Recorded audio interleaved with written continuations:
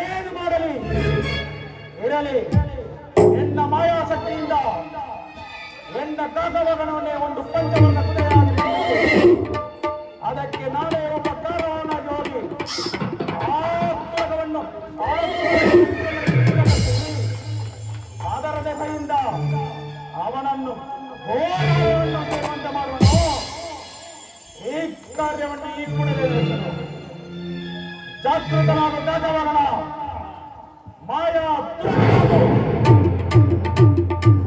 ಈಗ ನಾನೇ ಒಬ್ಬ ಕಾರಣ ವೇಷವನ್ನು ಧರಿಸಿ ಕಲಿ ಮಾಡಿ